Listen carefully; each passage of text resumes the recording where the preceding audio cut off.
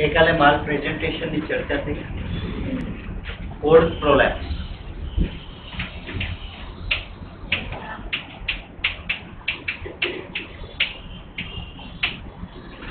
જ્યારે નાળ બેબી ફરતે વીંટળાઈ જાય છે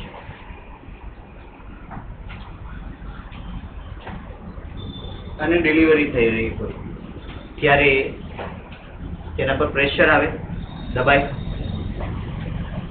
પ્રેશર આવે એટલે ઓક્સિજન, બાળકને ગર્ભમાં ઓક્સિજન ક્યાંથી મળતો હોય? નાળ દ્વારા.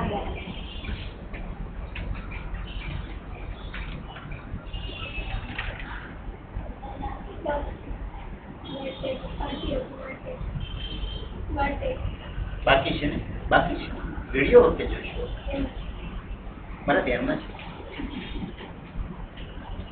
અત્યારે મને તમે લોકો છૂટા નહીં થાવ ત્યાં સુધી કોઈ એમ કહે ને યમરાજા આવે અને એમ કે ચાલ ને, તો હું કહીશ કે હમણાં બેચ નંબર 90, 91 પૂરો થઈ જવા દે. લેક્ચર બધા કમ્પ્લીટ થાય પછી નવા બેચમાં હું મારા લેક્ચર ગોઠવીશ. એકવાર જો કમિટમેન્ટ કરી દિયા છો એટલે યમરાજાને હમણાં ના કહી દેવાની કે હમણાં તું રહેવા દે ભાઈ, દિવાળી પછી રાખશું. ટેસ્ટ કરાવીશું, don't you worry. Umbilical cord through oxygen મળતો હોય છે એટલે જ્યારે પણ કોર્ડ દબાય ત્યારે નેચરલ છે ફીટલ ઉપર પ્રેશર આવે, ફીટલ ડિસ્ટ્રેસ કહીએ, જેના કારણે વીંટળાઈ ગઈ હોય કોર્ડ અને દબાયેલી રહેતી હોય તો એના કારણે થઈ અને સ્ટીલ બર્થ થવાના ચાન્સીસ રહેતા હોય છે. ઘણી વખત બેબી બહાર આવે એની પહેલા કોડ બહાર આવી જાય. લાંબી કોડ હશે, ઘણી વખત મલ્ટિપલ પ્રેગ્નન્સી હશે, તો આ બધા સંજોગોમાં આ રીતે કોડ પ્રોલેપ્સ થવાના ચાન્સીસ રહેતા હોય છે. ઓપરેશન ઘણી વખત કરવું પડતું હોય છે. વિચિત્ર રીતે વીંટળાયેલી હોય કોડ કે જેને તમે રિલીઝ ના કરી શકો તો ઘણી વખત CS કરવું પડતું હોય છે, સિઝેરિયન સેક્શન. પ્રીમેચ્યોર મેમ્બ્રેન રપ્ચરના કારણે એમ્નિયોટિક ફ્લુઇડ બહાર આવી જાય, એના કારણે કોડ પ્રોલેપ્સ થતી હોય છે. પ્રીમેચ્યોર ડિલિવરીમાં, મલ્ટિપલ પ્રેગ્નન્સીમાં,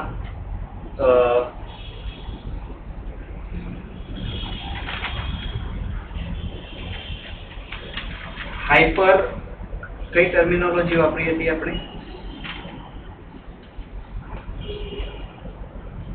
હાઇપરમેસિસ ગ્રેવિડિયમમાં, બ્રીચ ડિલિવરીમાં અને અમ્બિલિકલ કોર્ડની લેન્થ લિમિટ કરતા લાંબી હોય, આ બધા સંજોગોમાં કોર્ડ પ્રોલેપ્સ થવાના ચાન્સીસ રહેતા હોય છે. Any query? Next, obstructed labour. 3 P ભણ્યા આપણે. મને કહેશો જરા કયા કયા? પાવર, પેસેજ અને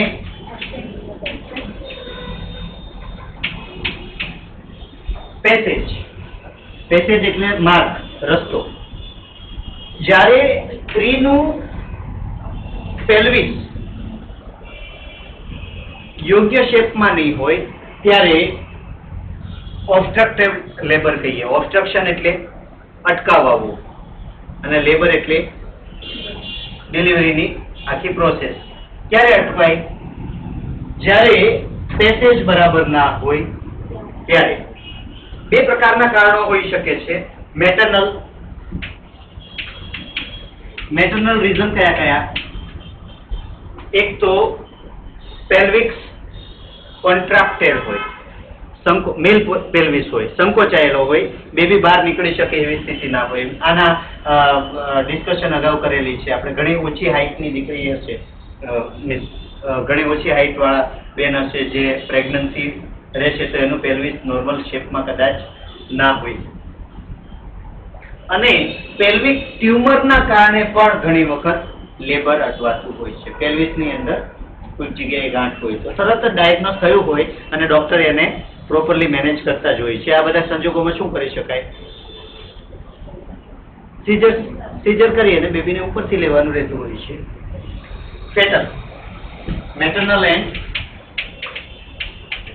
ફીટલ reason. Malpresentation of the baby, baby ગર્ભની અંદર આડું હોય તો પણ સ્વાભાવિક છે કે ડિલિવર પ્રોપર થઈ શકે નહીં. બેબીની સાઇઝ ઘણી મોટી હોય તો બેબી નોર્મલી ડિલિવર ના થઈ શકે. હાઇડ્રોસિફાલસ હોય, હાઇડ્રોસિફાલસ એ ન્યૂબોર્ન નું એક એનોમલી છે. હાઇડ્રોસિફાલસ એટલે માથું, સિફાલી શબ્દ ક્યાં વપરાય? હેડ માટે, બરાબર છે. હાઇડ્રોસિફાલસ એટલે માથું કેવું હશે? બહુ મોટું હશે. તો સામાન્ય મોટું હશે તો તમે એપિઝિયોટોમી કરી અને તમે કટ મૂકી અને કરી શકતા હો છો, બરાબર છે. ઘણું મોટું હોય તો. અને મલ્ટિપલ પ્રેગ્નન્સી, મલ્ટિપલ પ્રેગ્નન્સી એટલે ઘણા બધા બાળકો હશે, ટ્વિન્સ હોય, ટ્રિપ્લેટ્સ હોય, તો એમાં પણ નોર્મલ ડિલિવરી થાય નહીં. તો ઓબ્સ્ટ્રક્ટેડ લેબરનો મતલબ શું થાય? પેસેજમાંથી યોગ્ય રીતે બાળકનો જન્મ થઈ શકે નહીં, કોઈ અટકાવ આવે તો એને શું કહીએ આપણે? ઓબ્સ્ટ્રક્ટેડ લેબર. નેક્સ્ટ, આમાં લખવાનું રહેતું નથી ને કંઈ. માતા પર આવતો તણાવ, મેટરનલ ડિસ્ટ્રેસ. આ બધી ટર્મિનોલોજી અગાઉ થઈ ગઈ છે, હું જો ભૂલ ના કરતો હોઉં તો. ખ્યાલ છે? મેટરનલ ડિસ્ટ્રેસ એટલે શું? માતા પર આવતો તણાવ,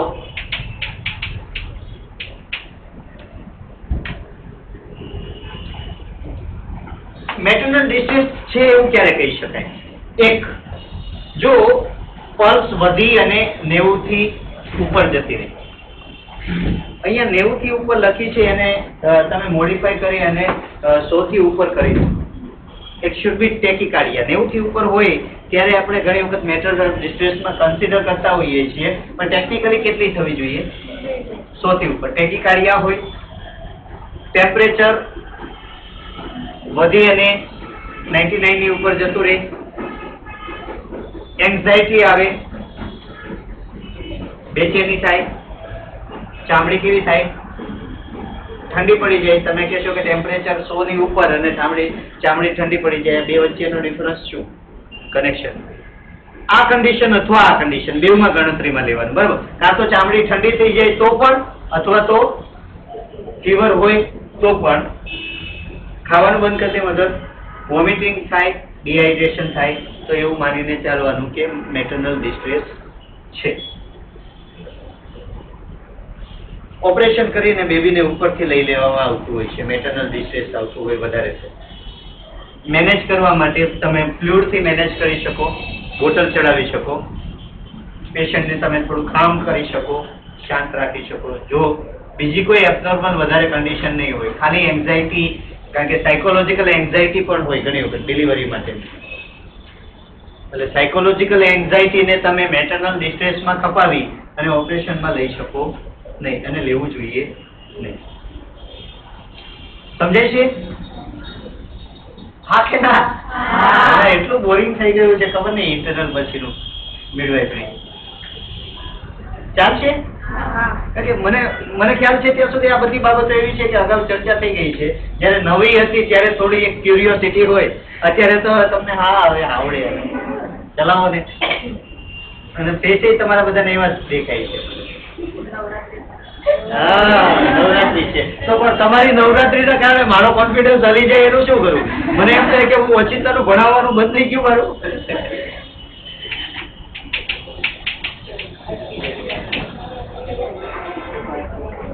ફીટલ ડિસ્ટ્રેસ, ફોટસ ઉપર આવતો તણાવ.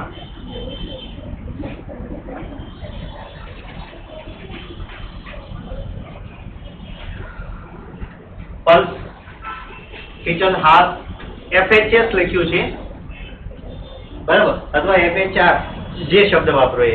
FHS એટલે ફીટલ હાર્ટ સાઉન્ડ અને FHR એટલે ફીટલ હાર્ટ રેટ. FHR કેટલો થઈ જાય? 160 થી વધી જાય, વધી અને પછી જેમ જેમ અંદર બેબીને તકલીફ વધે અને એન્ઝાઇટી, તમે કોઈ પણ જગ્યાએ કોઈ પણ વ્યક્તિ મૃત્યુ પામતી હોય તો શું હોય સ્થિતિ? પેલા સીધું બેહોશ થાય તો હાર્ટબીટ વધે કે ઓછી થાય? પેલા પછી ઓકે, FHS પર કેટલા થશે? 160 ઉપર જશે, ત્યાંથી પાછા નીચે ડિક્રીઝ થતા થતા એ નોર્મલ નથી થતા. બેબી ડાઈંગ 100 અને 100 થી પણ નીચે આવવા મળે. ફીટલ અલ્ટ્રાસાઉન્ડ એકદમ રેગ્યુલર ઇરેગ્યુલર થઈ જાય અને બ્રીચ પ્રેઝન્ટેશન નહીં હોય તો પણ લીકરમાં મેકોનિયમ આવે. What is liquor? ગર્ભજળ, બરાબર છે. અને મેકોનિયમ પાસ થવું એટલે એ કદાચ વાત નથી કરી તમારા ક્લાસમાં. બેબી સ્ટૂલ પાસ કરી દે અંદર તો એને શું કહેવાય? મેકોનિયમ પાસ કર્યું કહેવાય. બીચ પ્રેઝન્ટેશન હોય તો ઘણી વખત ગર્ભજળમાં મેકોનિયમ પાસ થતું હોય છે. બાકી બીજી કઈ કન્ડિશન છે? ફીટલ ડિસ્ટ્રેસ હોય તો સાદી ભાષામાં બેબી ને ડાયેરિયા થઈ ગયા એવું કહી શકાય, બરાબર? તો બેબીના ડાયેરિયા મારી નાખે. લીકર એની અંદર મેકોનિયમ પાસ થવું જોઈએ નહીં. અને કઈ રીતે મેનેજ કરશું? જરૂર લાગે તો એપિઝો કરું બેબીને ડિલિવર કરવા માટે થઈને, ફોર્સેપ્સથી ડિલિવર કરી દો. નહીં થતું હોય તો ફટાફટ ઓપરેશન કરી અને બેબીને બહાર કાઢી. ઓક્સિજન નહીં મળે એટલે બેબીના મૃત્યુ થવાના ચાન્સીસ વધી જશે. Stillbirth. So fetal distress આવે એટલે તરત જ એને હેન્ડલ કરવું જોઈએ. મેટર્નલ ડિસ્ટ્રેસમાં તમે વેઇટ કરી શકો છો, ફીટલ ડિસ્ટ્રેસમાં કરી શકતા નથી, કારણ કે તમે અંદર ઓક્સિજન માસ્ક નહીં નાખી શકો. મધરની કન્ડિશન સિવિયર થઈ કદાચ તો એને મેનેજ કરવા માટે તમે ICU ઉપર મૂકી શકશો મધરને. પણ બેબી ઉપર ડિસ્ટ્રેસ આવે છે તો એને તમે તરત કંઈ કરી શકતા નથી. એટલે બેબી ડિસ્ટ્રેસનું રીઝન ફાઇન્ડ કરો, ફટાફટ ડિસિઝન લો. લેબર ઇન્ડ્યુસ કરો. લેબર ઇન્ડ્યુસ કરવા માટે શું કરશો? પ્રોસેસ આપેલી છે. ઇન્જેક્ટેબલ કયું આપવાનું હોય છે? ઓક્સિટોસિન, બરાબર? ઓક્સિટોસિન આપવાનું હોય. ઓક્સિટોસિન આપી અને બેબી ફટાફટ બહાર આવે એના માટેનો પ્રયત્ન કરો. This is clear? Maternal and fetal distress. અગત્યનું PPH, પોસ્ટપાર્ટમ હેમરેજ.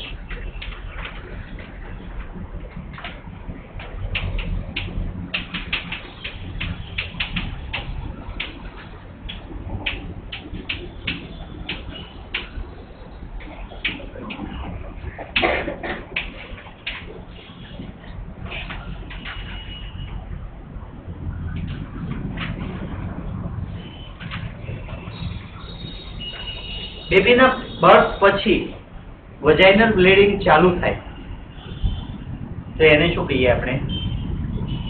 PPH. પેલા થશે તો એન્ટીપાર્ટમ. ગંભીર સ્થિતિ છે. નળ ખુલી જાય અને જે રીતે પાણી વહે એ રીતે ઘણી વખત સિવિયર કહી શકાય એવું બ્લીડિંગ થતું હોય છે અને તમારી પાસે ટાઈમ નથી રહેતો મેનેજ કરવા. It is happening many a times. High risk pregnancy ને મહેરબાની કરી અને જાતે મેનેજ કરવાની બહુ પ્રયત્ન કરશો નહીં. It is sense of satisfaction. ઘણી વખત બહુ સારું લાગે કે ડિલિવરી મેનેજ કરી લીધી, પણ ડિલિવરી જ્યારે એબનોર્મલ ફેઝમાં જશે, PPH થયું કે એવું થયું, ત્યારે મરી ગયા સમજજો. ડોક્ટર હાજર નહીં હોય તો.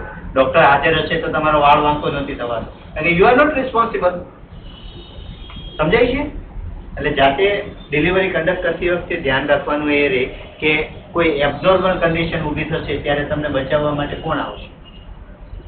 શક્ય હોય ત્યાં સુધી લીડ કરવું આનો મતલબ એવો નહીં કરશો કે જવાબદારી નહીં લો. હા, એટલે ડોક્ટર નહીં આવે ત્યાં સુધી તમે પેશન્ટને કંઈ કરો જ નહીં અને મરવા દો એવું નથી કહેતો,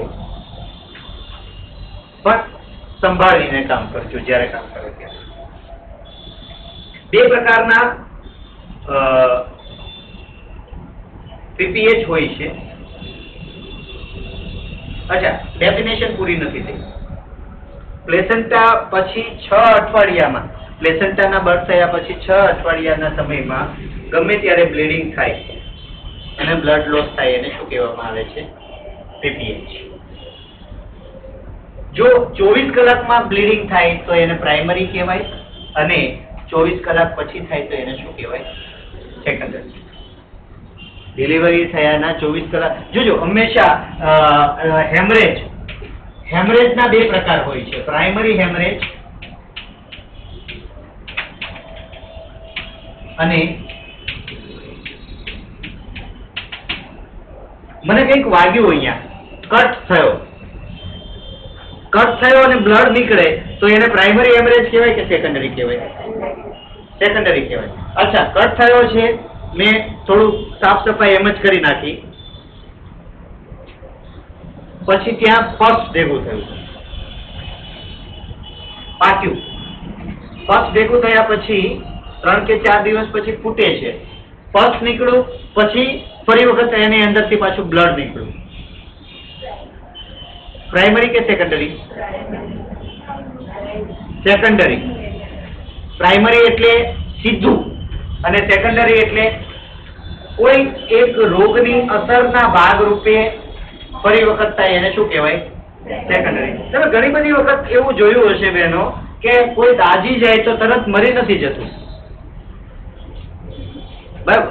એકદમ હાલતું ચાલતું ફર્સ્ટ ક્લાસ થઈ જાય 1-2 દિવસમાં, 4 દિવસમાં કદાચ, અને પાછું ફરી વખત ઓચિંતાનું તમને એમ લાગે, ક્યારેક સવારમાં સમાચાર મળે કે જે તે વ્યક્તિને તો ઓચિંતાનું ડ્રોપ થઈ ગયું, પ્રોલેપ્સ થઈ ગયું. એ શેના કારણે એમ હોય? સેકન્ડરી ઇન્ફેક્શનના કારણે. પ્રાઇમરી ઇન્ફેક્શન અને સેકન્ડરી ઇન્ફેક્શન. પ્રાઇમરી હેમરેજ અને સેકન્ડરી હેમરેજ. એટલે કોઈ એક પરિસ્થિતિ ના કારણે બીજી પરિસ્થિતિ ઊભી થાય તો એને શું કહેવામાં આવે છે? સેકન્ડરી. ઇન્ફેક્શન મેનેજ કરતી વખતે ખાસ ધ્યાનમાં રાખવાનું કે એક પ્રોબ્લેમને જો પ્રોપરલી મેનેજ નહીં કરો તો એના કારણે બીજો પ્રોબ્લેમ ભવિષ્યમાં ઊભો થઈ શકે. બે પ્રકારના હશે, પ્રાઇમરી અને સેકન્ડરી. 24 કલાકની અંદર હોય તો પ્રાઇમરી, 24 કલાકની પછી હોય તો સેકન્ડરી. આના બે બીજા પ્રકાર લઈ શકીશું આપણે. એકને એટોનિક કહીએ છીએ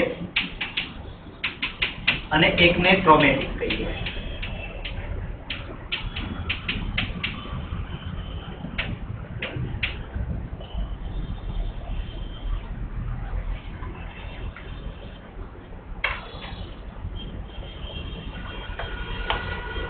ટ્રોમેટિક, ટ્રોમા એટલે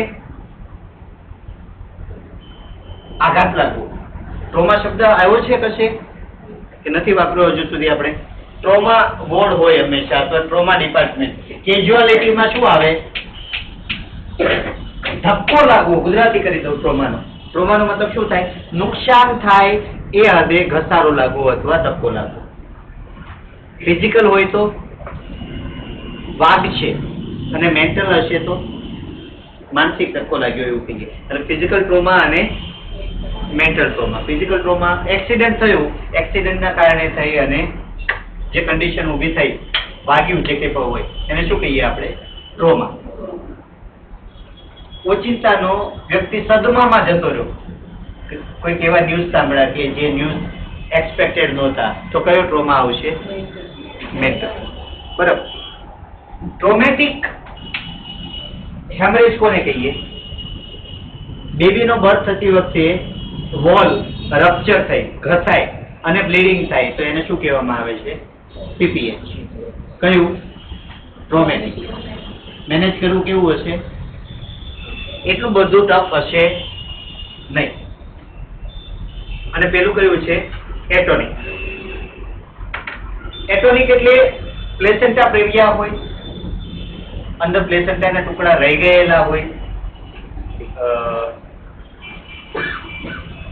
પ્લેસેન્ટા અડધી જ છૂટી પડી હોય ને બહાર નીકળી હોય ને અડધી ક્યાં હોય? અંદરના ભાગમાં રહી ગઈ હોય. સમજ પડે છે? પ્લેસેન્ટા કુદરતી રીતે બહાર નીકળશે કે બહાર કાઢવી પડશે? કુદરતી રીતે જ નીકળી જવાની છે. ડિલિવરી થયા પછી એ ઓટોમેટિકલી બહાર નીકળી જશે. પણ જો અંદર રિટેન રહી ગઈ, ડાયલેટેશન એન્ડ ક્યુરેટની વાત કરી આપણે અગાઉ, થઈ કે નહીં? બરાબર. તો અંદર રિટેન થઈ ગઈ અને તમે ધ્યાન નહીં આપ્યું તો પ્રોબ્લેમ થવાના ચાન્સીસ રહેતા હોય છે. એટલે ડિલિવરી પછી ફંડસ પ્રોપરલી ચેક કરો. જે તે વખતે ડિલિવરી વખતે વાત કરી છે આપણે, બરાબર છે. અંદરના ભાગમાં રિટેન્શન રહેવું જોઈએ નહીં. એટોનિક અને પ્રોમેટિક બે ભાગ પડે છે. હવે કઈ ક્વેશ્ચન હોય તો કહો આ વાતમાં.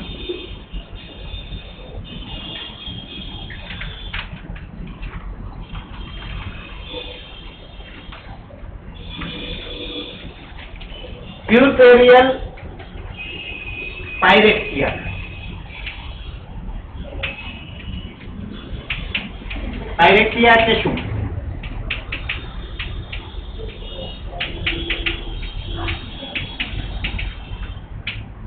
puerperal pyrexia and infection. Delivery પછી જો પ્રોપરલી ધ્યાન આપવામાં ના આવે તો, હાઇજીન પ્રોપરલી મેનેજ ના થાય તો યુટીઆઈ થવાના ચાન્સીસ રહેતા હોય છે.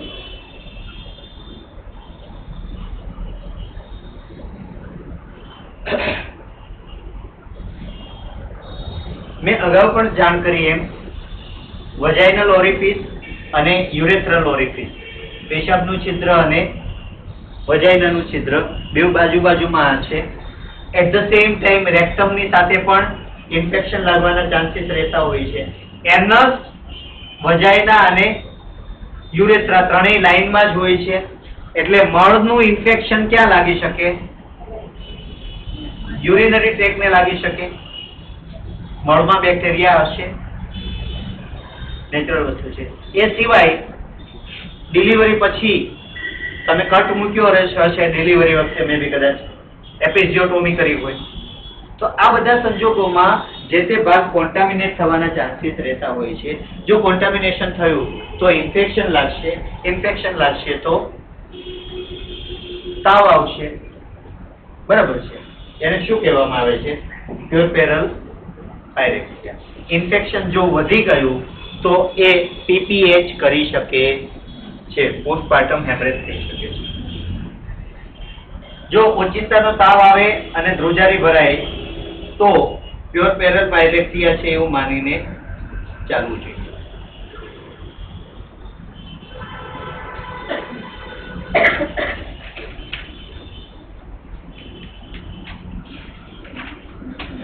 ન્યૂબોર્ન ડિફેક્ટ પર જઈએ આપણે.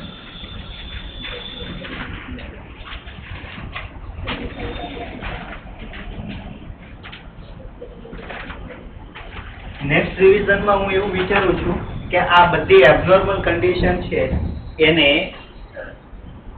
રેગ્યુલર રૂટીન ભણતા હો ને ત્યારે જ એડ કરી દેવી. યુનિટ અલગ કરવાની જરૂર નથી. ચાલે કે નહીં? કંટાળી જવાય યાર, 4 દિવસથી એકની એક વાત લઈને બેઠા છે, બરાબર. એબનોર્મલ કન્ડિશન ને ક્યાં જવા દઈએ? પેલાની સાથે જ લઈ લઈએ તો ચાલે કે નહીં? ડિલિવરી ભણતી વખતે તો કંટાળો ઓછો આવે, એટલે મતલબ આવે તો છે, એ તો નક્કી છે. ઓકે. કેર ઓફ ન્યૂબોર્ન માં એબનોર્મલ કન્ડિશન્સ ઓફ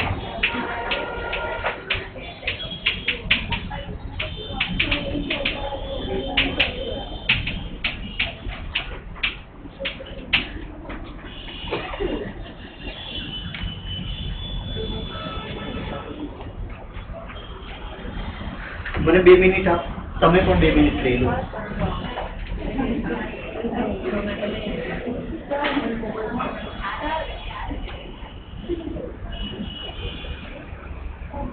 હા,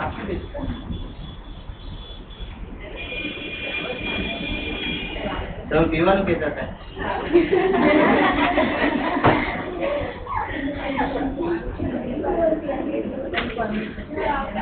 પીવાય પાણી. હા, ચાલુ કરશે. આપણે બધું પાણી પીવાની જોઈ કોઈ નાખે છે. પાણી પીવું, પછી ઊંઘ આવતી હોય તો થોડી વાર આરામ કરી જાઓ. Everything is permission. Don't you worry at all.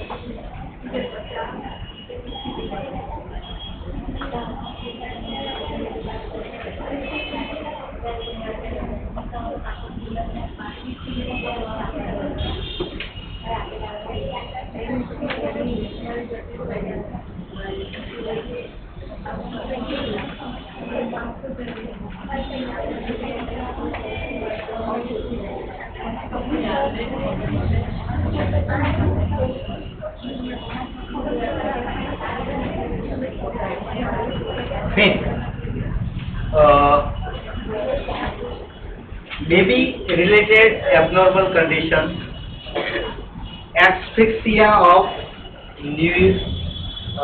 neonatal, asphyxia of neonate, એને શું કહીએ છીએ આપણે? asphyxia neonatorum.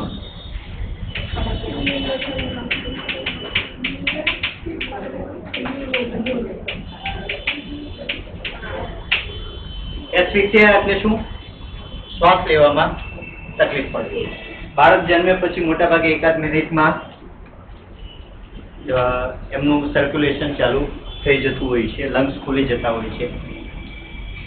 2 મિનિટમાં બાળક શ્વાસ લેવાનું બંધ રહે તો 3જી મિનિટથી પેરાલિસિસ શરૂ થઈ જાય અને 4 મિનિટ ઓક્સિજન ના મળે તો વ્યક્તિ મૃત્યુ પામે, બેબી મૃત્યુ પામે. એટલે 1 મિનિટમાં એનું શ્વાસોશ્વાસની કન્ડિશન નોર્મલ થઈ જવી જોઈએ. બેબીના બર્થ પછી નથી થતું એ સંજોગોમાં ફટાફટ એને ઇન્ક્યુબેટરમાં મૂકી અને એને જીવાડવા માટેનો પ્રયત્ન કરવો જોઈએ. સરળ, બીજું કઈ ડિસ્કશન રહેતું નથી આમાં. નેક્સ્ટ, હિમોલાઇટિક.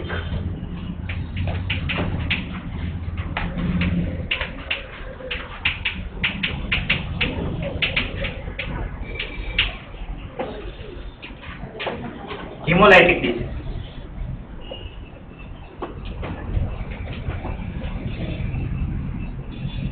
હિમોલાઇટિક કન્ડિશન એટલે શું? લીવરમાં આરબીસી તૂટે. બને ક્યાં?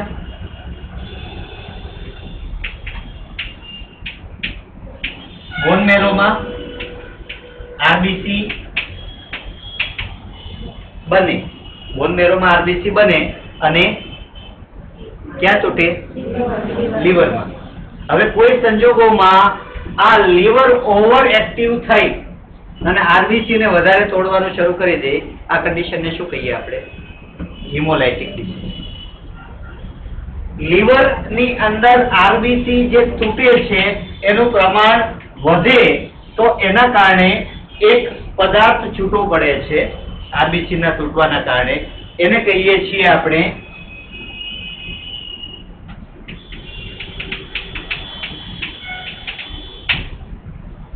બિલીરુબિન. બિલીરુબિન નું પ્રમાણ વધી જાય. આનો કલર કેવો બિલીરુબિન નો?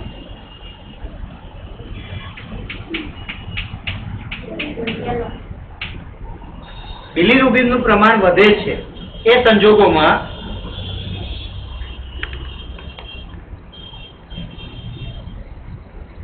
બિલીરુબિન નું પ્રમાણ વધે છે એ સંજોગોમાં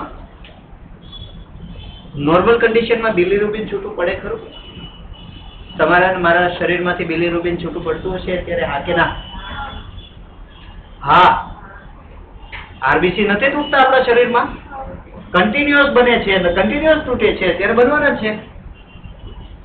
યુરિન નો કલર થોડું ભેગું થાય એટલે કેવો થશે? યેલો થશે. જો તરત પુષ્કળ પ્રમાણમાં પાણી પીવાયા કરતું હોય તો નહીં હોય, ડાયલ્યુટ થઈ જવાના કારણે. ભેગું થવા દેશો તો યુરિન નો કલર કેવો થશે? શેના કારણે છે? બિલીરુબિન ના કારણે. બરાબર.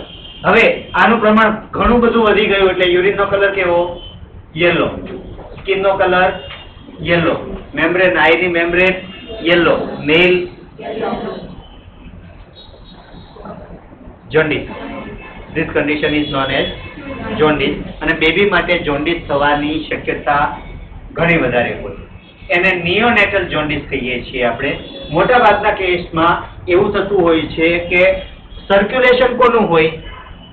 ફિટલ સર્ક્યુલેશન મમ્મી પાસેથી ચાલતું હશે, બેબીનું પોતાનું સર્ક્યુલેશન હશે નહીં. જેવું એ વાતાવરણમાં આવે છે, વાતાવરણમાં આવે એટલે પોતાનું સર્ક્યુલેશન ચાલુ થશે, બ્લડ સર્ક્યુલેશન. પોતાનું સર્ક્યુલેશન શરૂ થાય ત્યારે આરબીસી રપ્ચર થવાના ચાન્સીસ વધી જાય. પોતાનું સર્ક્યુલેશન શરૂ થાય ત્યારે આરબીસી રપ્ચર થવાના ચાન્સીસ વધી જાય. એટલે બાળકો માટે કમળો સામાન્ય છે. ઘણા બધા બાળકોમાં જોયું છે. પહેલા કે બીજા દિવસે તમને જોન્ડિસની થોડી ઘણી અસર દેખાય, પછી પાછો કેવો થઈ જાય? નોર્મલ થઈ જાય. પણ જો એ એબનોર્મલ કન્ડિશન છે તો એને તમારે પ્રોપરલી મેનેજ કરવો પડે. એબનોર્મલ કન્ડિશનને હેમોલાઇટિક કન્ડિશન કહેવામાં આવે છે. એરિથ્રોબ્લાસ્ટોફેટાઇટિસ, એરિથ્રોબ્લાસ્ટોસ ફેટલિસ કે એવું છે. I am not quite sure with the spell also. Birth jaundice કહીએ આપણે, જન્મ વખતનો કમળો. જો આરબીસી વધારે રપ્ચર થયા હોય તો આ જોન્ડિસ થાય. જરૂર પડે તો બેબીને શું કરવું પડે? બ્લડ ટ્રાન્સફ્યુઝ કરવું પડે. મોટા ભાગે તમે એને લાઇટ આપશો ને, પ્રીમેચ્યોર બેબીને જોન્ડિસ થવાના ચાન્સીસ વધારે રહેતા હોય. લાઇટ આપશો. લાઇટ આપશો મતલબ ક્યાં મૂકશો? શેમાં? પેટીમાં. કાચની પેટીમાં. કાચની પેટીને શું કહીએ છીએ આપણે? ઇન્ક્યુબેટર. હિમોલાઇટિક એનિમિયા. હિમોલાઇટિક એનિમિયા એટલે જન્મ પછી 10 થી 12મા દિવસે જો લોહીના ટકા ઘટી જાય તો એને શું કહેવામાં આવે છે? હિમોલાઇટિક એનિમિયા. બ્લડ ટ્રાન્સફ્યુઝ કરવું પડે. અને હાઇડ્રોક્સેફેલાઇઝ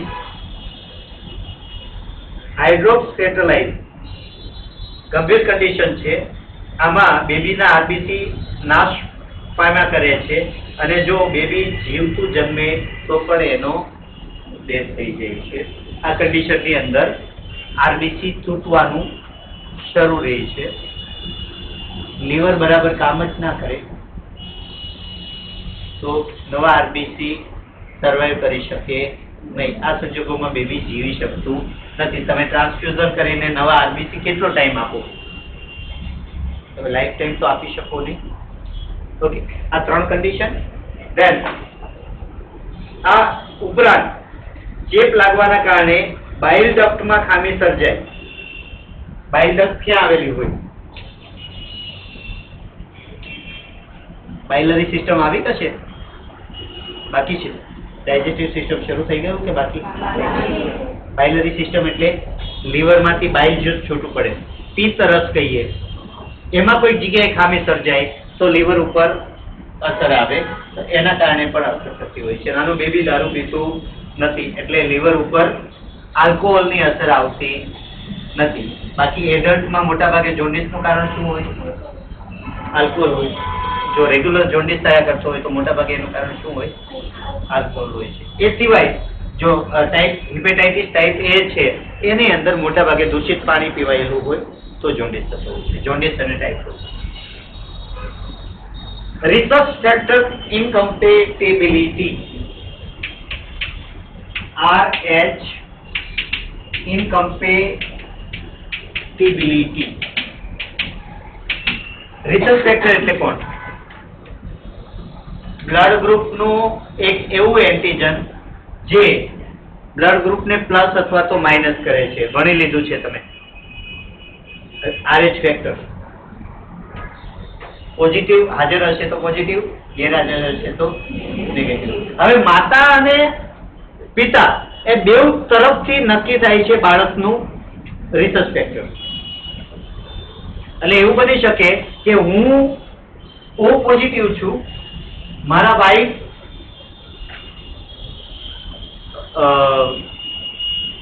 નેગેટિવ બ્લડ ગ્રુપ ધરાવે છે. બાળકનું ગ્રુપ બ્લડ ગ્રુપ પોઝિટિવ પણ હોઈ શકે અને નેગેટિવ પણ હોઈ શકે.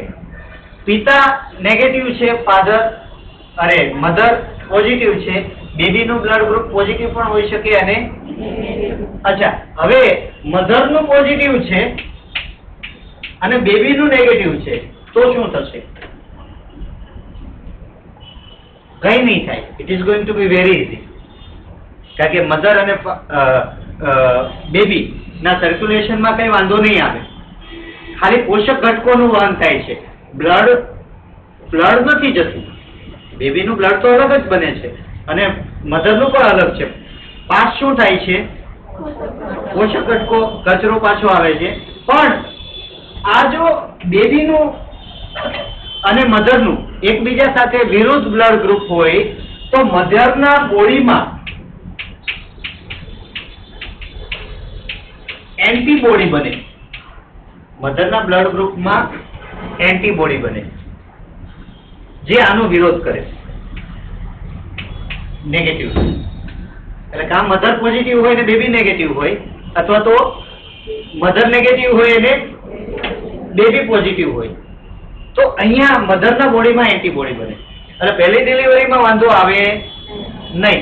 પણ બીજી ડિલિવરી વખતે જો બેબી પાછું નેગેટિવ હોય અહીંયા, તો મધર ના બોડીમાં આ નેગેટિવ બ્લડ ગ્રુપ માટે એન્ટીબોડી બનેલા છે એ તકલીફ કરે બેબીને ડેવલપમેન્ટમાં.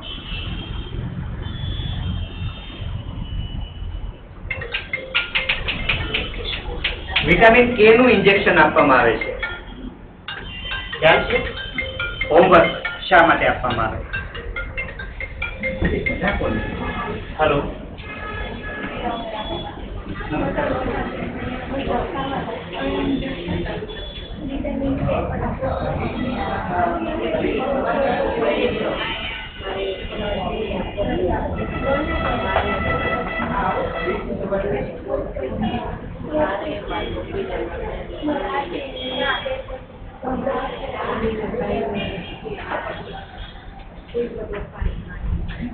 ઇનકમ્પેટિબિલિટી ની ચર્ચા આપણે જે તે વખતે કરીશું પાછું. વિટામિન કે શા માટે આપવામાં આવે છે? નેગેટિવ બ્લડ ગ્રુપ હોય ત્યારે કઈ બાબતની ધ્યાન રાખવું જોઈએ વગેરે. Next, infection of the newborn. બહુ નેચરલ વસ્તુ છે. ન્યૂબોર્ન ઇન્ફેક્શન શું હોય? બેબી નો બર્થ થાય ત્યારે કશે કોઈ સ્કીન ખુલ્લી થઈ ગઈ, રપ્ચર થયું પ્રોપરલી ડિલિવરી થવામાં કેમાં, અને જો તમે એને પ્રોપરલી મેનેજ ના કર્યું, કોડ ક્લેમ્પ થયા પછી આ જે ડ્યુટીનો ભાગ છે ત્યાં હળદર લગાવી, ત્યાં સુધી વાંધો નથી. હળદર લગાવાય? હા કે ના? હા, હળદર ઇઝ ધ બેસ્ટ એન્ટીસેપ્ટિક. કઈ વાગે ત્યાં શું લગાવીએ છીએ આપણે? તમને ખબર છે? હળદર ઇઝ ધ બેસ્ટ એન્ટીસેપ્ટિક. સ્વસ્થ જીવન જીવવા માટે હું આજે જ એક હમણાં વિચારતો હતો, મારે 2 કે 3 મિનિટની સ્પીચ બનાવવી છે. તમને કેન્સર ના થાય એ માટે 4 ટીપ આપી દઉં ક્લાસમાં. ડેઈલી એટલું કરો તો ભવિષ્યમાં હું માનું, હું આઈ એમ ડેમ શ્યોર કેન્સર ક્યારેય નહીં થાય. બરાબર. એક, સવારે જાગી અને લખી લેવું છે એ તો યાદ રહી. સવારે જાગી અને ગરમ પાણી કરવાનું, પાણી ઉકાળું કરવાનું, લીંબુ નીચોવી દેવાનું, લીંબુ વાળું પાણી પી જવાનું. એન્ટીઓક્સિડન્ટ નાખી દીધા અંદર તમે, બરાબર. શરીરને ક્લીન કરી દીધું, સાફ કરી દીધું. 2 કલાક 1 કલાક એટલીસ્ટ કઈ નહીં કરવાનું. કેટલું પાણી પીવાનું? 300 ml તો મિનિમમ. પછી 3 લીટર પીવો તો વાંધો નથી. આખા દિવસની નહીં, હવારની જ વાત કરું છું. બરાબર. 300 ml તો મિનિમમ હુંફાળું પાણી. પેટ એકદમ ક્લીન કરી નાખો. 1. નંબર 2, સવાર થઈ ગઈ, બપોર પહેલા 10 વાગ્યા આજુબાજુ 2 દાડમ ખાવાના. દાડમ, અનારદાના 2 દાડમ. બધાને ભાવતા હશે કદાચ. દાડમ નહીં ભાવે એવું કોણ? 1-2 બધાને એ ભાવતી વસ્તુ છે. એટલા માટે સિલેક્શન જ એ રીતનું છે કે તમે મોઢું બગાડો જ નહીં. નહીં તો હું સવારે એવું કહીશ કે પંચગવ્ય તૈયાર કરીને પીવો, અથવા તો કાવ યુરિન. બરાબર છે. કાવ યુરિન એટલે ગાયનું મૂત્ર પીવું. બરાબર. ગૌમૂત્ર છી નથી, એ અમૃત છે. બરાબર, અમૃત છે. અને એની હું ક્યારેક વાત કરીશ તમને. બરાબર. કાવ યુરિન ઇઝ લાઈક અમૃત. બરાબર. હું કાવ યુરિન નથી કહેતો તમને. સિમ્પલ, સવારે 1 ગ્લાસ પાણીમાં 1 લીંબુ નીચોવીને હુંફાળું પાણી પી જવાનું. બીજું, 10 વાગે 2 દાડમ ખાવાના. 2 દાડમ નથી ખાવું તો 1 જ ખાજો. બીજું 4 વાગે ખાજો. બરાબર. દાડમ મોંઘું છે તો યાદ રાખજો બહેનો, દાડમની કિંમત કોઈ દિવસ કેન્સરની દવાની કિંમત કરતા વધારે હશે નહીં. બરાબર છે. સાંજે રાત્રે સૂતી વખતે હુંફાળા દૂધની અંદર 1 ગ્લાસ દૂધની અંદર 1 ચમચી હળદર નાખીને પી જવાનું. સવાર, બપોર, સાંજ 3 થઈ ગયું. બરાબર. અને દારૂ અને સિગરેટ નહીં છૂટતી હોય તો આ 3 પ્રયોગ કરવા નહીં. કારણ કે પછી એ 3 કર્યા પછી પહેલું તો શરૂ જ છે, તો એનાથી કોઈ ફાયદો થવાનો નથી. એટલે 4 રસ્તા થયા. સવારે લીંબુ વાળું હુંફાળું પાણી, 2 દાડમ, 1 ગ્લાસ દૂધ. દૂધ કયું હોવું જોઈએ? મોટા ભાગે ગાયનું દૂધ હોવું જોઈએ. અચ્છા, વીક છો, 1 ચમચી ગાયનું ઘી નાખો. બરાબર છે. હળદર, ગાયનું ઘી. અચ્છા, ભાવતું નથી, ચમચી સાકર નાખો. કોણ નાખે છે? કઈ સાકર? ખાંડ નહીં, ખડી સાકર. ખાંડ નહીં, ખડી સાકર આવે ને. બરાબર. મોં મીઠું કરાવવા માટે નથી વાપરતા. ખાંડી ભૂકો કરી 1 ચમચી નાખો. સરસ મજાનું ટેસ્ટી બનાવી દો. અચ્છા, એમ લાગે છે કે હજુ આમાં કંઈક નાખવું છે? બદામ નાખો, ડ્રાય ફ્રૂટ નાખો. કોણ નાખે છે? બરાબર. અલ્ટિમેટલી દૂધ જોઈએ અને હળદર જોઈએ. તમે કહો કે હું ડ્રાય ફ્રૂટ નાખીશ, હળદર નહીં નાખું તો નહીં ચાલે. સવારમાં પીવો તો વાંધો નથી, પણ સવારમાં તમે પાછું, હા, તો સવારમાં એક કામ કરો, નાસ્તો થોડો સ્કીપ કરી દો. 1 કલાકના અંતરે જાઓ. સવારે જાગીને તો આ નરણાકોટે તો આ પ્રયોગ કરવાનો છે. ડાયાબિટીસ છે, ઓકે, એક કામ કરો, રાત્રે મેથીના મુઠ્ઠી ભરીને મેથી પલાળી દો. સવારે ચાવી જાઓ. બેન, તું શરીર ઘટાડ. મારી જેવું રહેશે તો તમને ડાયાબિટીસ થશે. તમે ડાયાબિટીસ છો? Type A? હા, તો ડાયાબિટીક ટાઈપ A છે. તમે ડાયાબિટીક પેશન્ટ છો તો મેથી નથી ખાધી ક્યારે? તમે કોઈ કહ્યું નથી? બધાએ કહ્યું ને. એ થોડી ભાવે કઈ. પણ મને એ કે મેથી સસ્તી પડે કે ડાયાબિટીસ ની દવા?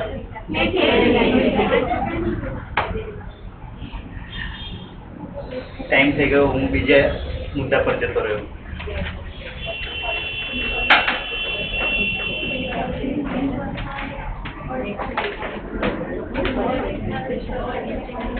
બર્થ ઇન્જરીના કારણે ઇન્ફેક્શન લાગે અને કોંગેનિટલ માલફોર્મેશન.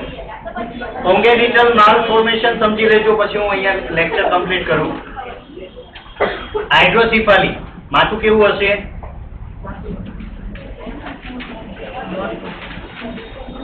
હાઇડ્રો એટલે પાણી, સિફાલી એટલે બ્રેન નો સેરેબ્રમ નો ભાગ.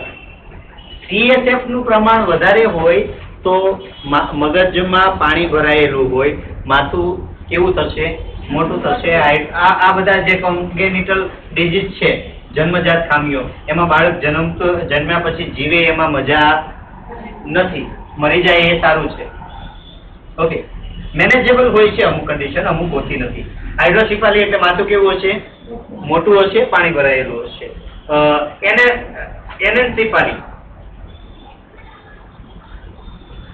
સ્કલ અને સેરેબ્રમની ઉપરની કમાન જ હાજર ના હોય, ઉપરના ભાગમાં ફોર્મેશન ના હોય, ખાડો હોય.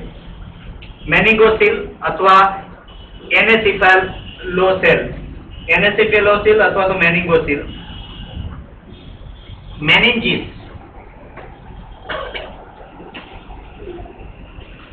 બહાર નીકળી ગયું હોય. મેનિન્જીસ એટલે ફ્લુઇડ આવશે. લેયર મેં કયા છે તમને બધાને? એનાટોમીમાં વાત થઈ ગઈ. મેનિન્જીસ લેયર ક્યાં આવશે?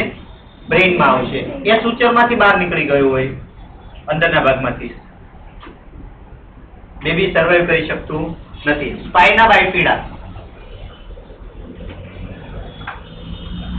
નર્વસ સિસ્ટમ બરાબર ના બને, સ્પાઇનલ કોડ બરાબર નહીં બને તો પીઠના ભાગમાંથી અથવા તો બ્રેઇનના ભાગમાંથી ગાંઠ બહાર નીકળી જાય, એને શું કહેવામાં આવે છે?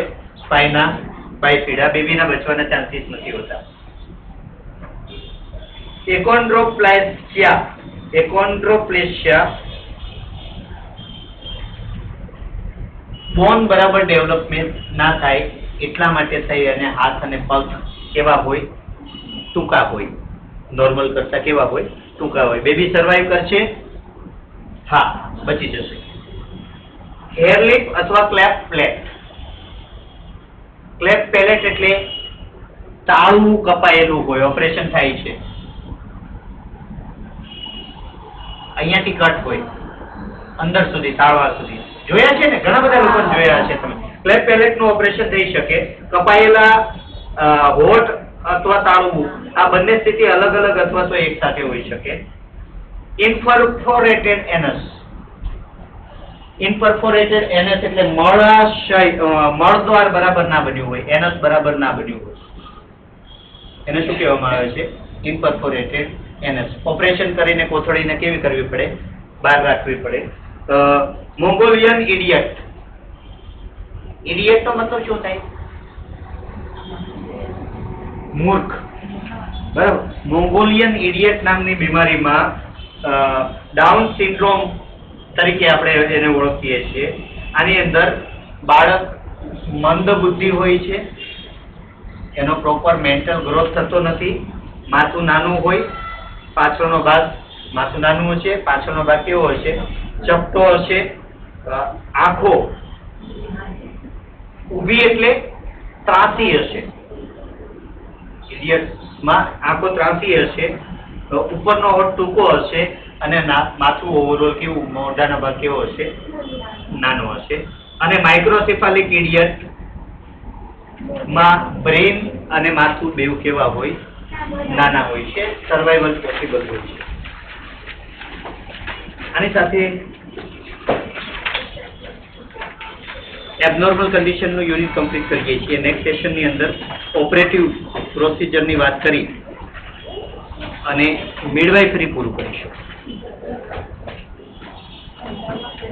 મિડવાઇફરી પૂરી થયા પછી મેડિકલ સર્જિકલ નર્સિંગ ઉપર જઈશું અને ફાર્માકોલોજી.